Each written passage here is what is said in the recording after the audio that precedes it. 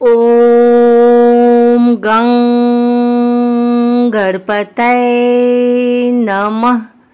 आइए सुनते हैं आज गणेश चतुर्थी पर भगवान गणेश की यह कथा। गणेश चतुर्थी व्रत करने से घर परिवार में आ रही विपदा दूर होती है। कई दिनों से रुके मांगलिक कार्य संपन्न होते हैं तथा भगवान श्री गणेश की असीम कृपा बरसती है। माह के किसी भी चतुर्थी के दिन भगवान श्री गणेश की पूजा के दौरान गणेश चतुर्थी व्रत की कथा पढ़ना अथवा सुनना जरूरी होता है। आइए सुनते हैं गणेश चतुर्थी की यह कथा। पौराणिक एवं प्रचलित श्री गणेश कथा के अनुसार एक बार देवता कई विपदाओं में घिरे थे। तब वह मदद मांगने भगवान शिव के पास आए। उस समय शिव के साथ कार्तिकेय तथा गणेश जी भी बैठे थे। देवताओं की बात सुनकर शिव जी ने कार्तिकेय व गणेश जी से पूछा कि तुम में से कौन देवताओं के कष्टों का निवारण कर सकता है। तब कार्तिकेय व गणेश जी दोनों ने ही स्वयं को इस कार्य के लिए सक्षम बताया। इस पर भगवान शिव ने दोनों की परीक्षा लेते हुए कहा कि तुम दोनों में से जो सबसे पहले पृथ्वी की परिक्रमा करके आएगा वही देवताओं की मदद करने जाएगा। भगवान शिव के मुख से यह वचन सुनते ही कार्तिकेय अपने वाहन मोर पर बैठकर पृथ्वी की परिक्रमा के लिए निकल गए। परंतु गणेश जी सोच में पड़ गए कि वह चूहे के ऊपर चढ़कर सारी पृथ्वी की परिक्रमा करेंगे तो इस कार्य में उन्हें बहुत समय लग जाएगा। तभी उन्हें एक उपाय सूझा। गणेश अपने स्थान से उठे और अपने माता पिता की 7 बार परिक्रमा करके वापस बैठ गए। परिक्रमा करके लौटने पर कार्तिकेय स्वयं को विजेता बताने लगे। तब शिव जी ने श्री गणेश से पृथ्वी की परिक्रमा न करने का कारण पूछा। तब गणेश ने कहा, माता पिता के चरणों में ही समस्त लोक है। यह सुनकर भगवान शिव ने गणेश जी को देवताओं के संकट दूर करने की आज्ञा दी। इस प्रकार भगवान शिव ने गणेश जी को आशीर्वाद दिया कि चतुर्थी के दिन जो तुम्हारा पूजन करेगा और रात्रि में चंद्रमा को अर्घ्य देगा उसके 3 पाप यानी दैहिक ताप और दैविक तथा भौतिक ताप दूर होंगे। इस व्रत को करने से व्रतधारी के सभी तरह के दुख दूर होंगे और उसे जीवन के भौतिक सुखों की प्राप्ति होगी। चारों तरफ से मनुष्य की सुख समृद्धि बढ़ेगी। पुत्र पौत्रादि धन ऐश्वर्य की कमी नहीं रहेगी। एक समय की बात है, राजा हरिश्चंद्र के राज्य में एक कुम्हार था। वह मिट्टी के बर्तन बनाता था लेकिन वे कच्चे रह जाते थे।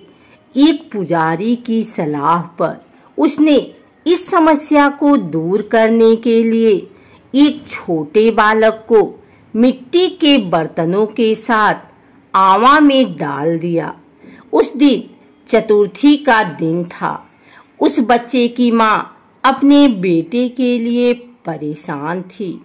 उसने गणेश जी से बेटे की कुशलता की प्रार्थना की। दूसरे दिन जब कुम्हार ने सुबह उठकर देखा तो आवा में उसके बर्तन तो पक गए थे लेकिन बच्चे का बाल बाका भी नहीं हुआ था। वह डर गया और राजा के दरबार में जाकर सारी घटना बताई।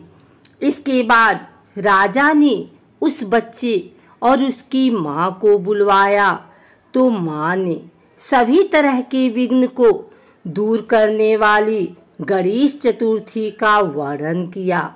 इस घटना के बाद से महिलाएं संतान और परिवार के सौभाग्य के लिए गणेश चतुर्थी का व्रत करने लगी। एक समय की बात है, विष्णु भगवान का विवाह लक्ष्मी जी के साथ निश्चित हो गया। विवाह की तैयारी होने लगी। सभी देवताओं को निमंत्रण भेजे गए, परंतु गणेश जी को निमंत्रण नहीं दिया। कारण जो भी रहा हो, अब भगवान विष्णु की बारात जाने का समय आ गया। सभी देवता अपनी पत्नियों के साथ विवाह समारोह में आए। उन सब ने देखा कि गणेश जी कहीं दिखाई नहीं दे रहे हैं। तब वे आपस में चर्चा करने लगे कि क्या गणेश जी को नहीं नेवता है या स्वयं गणेश जी ही नहीं आए हैं। सभी को इस बात पर आश्चर्य होने लगा। तभी सबने विचार किया कि विष्णु भगवान से ही इसका कारण पूछा जाए। विष्णु भगवान से पूछने पर उन्होंने कहा कि हमने गणेश जी के पिता भोलेनाथ महादेव को न्योता भेजा है। यदि गणेश जी अपने पिता के साथ आना चाहते हैं तो आ जाते। अलग से न्योता देने की कोई आवश्यकता भी नहीं थी। दूसरी बात यह है कि उनको 1.25 मन मूंग, 1.25 मन चावल, 1.25 मन घी और 1.25 मन लड्डू का भोजन दिन भर में चाहिए। यदि गणेश जी नहीं आएंगे तो कोई बात नहीं, दूसरे के घर जाकर इतना सारा खाना पीना अच्छा भी नहीं लगता। इतनी वार्ता कर ही रहे थे कि किसी एक ने सुझाव दिया, यदि गणेश जी आ भी जाएं तो उनको द्वारपाल बनाकर बैठा देंगे कि आप घर की याद रखना। आप तो चूहे पर बैठकर धीरे धीरे चलोगे तो बारात से बहुत पीछे रह जाओगे।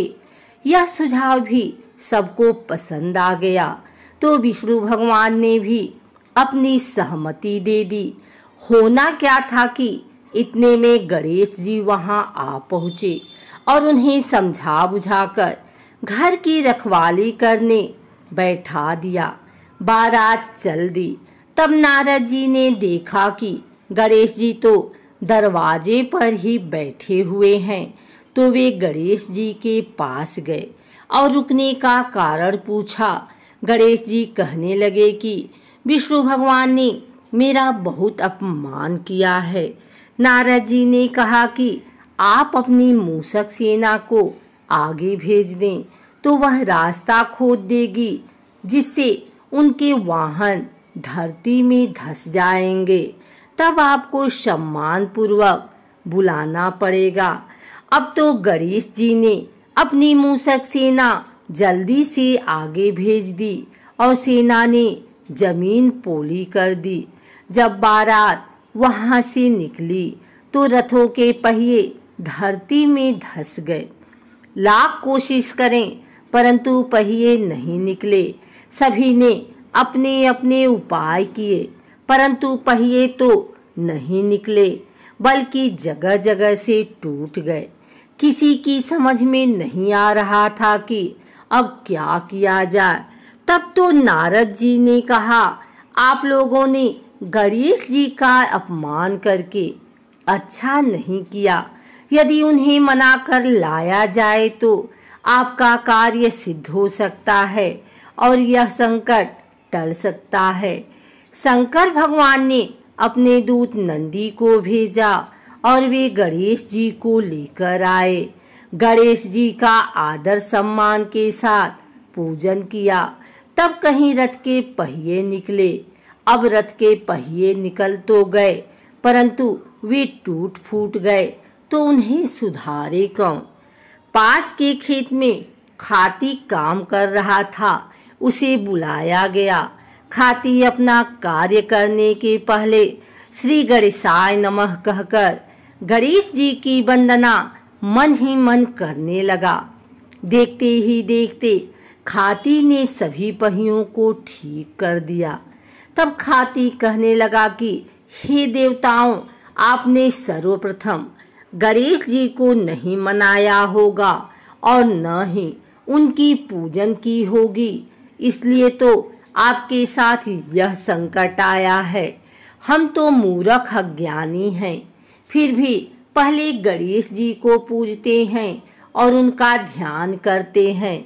आप लोग तो देवतागण हैं, फिर भी आप गणेश जी को कैसे भूल गए? अब आप लोग भगवान श्री गणेश जी की जय बोलकर जाएं तो आपके सब काम बन जाएंगे और कोई संकट भी नहीं आएगा। ऐसा कहते हुए बारात वहां से चल दी और विष्णु भगवान का लक्ष्मी जी के साथ विवाह संपन्न करा के सभी सकुशल घर लौट आए।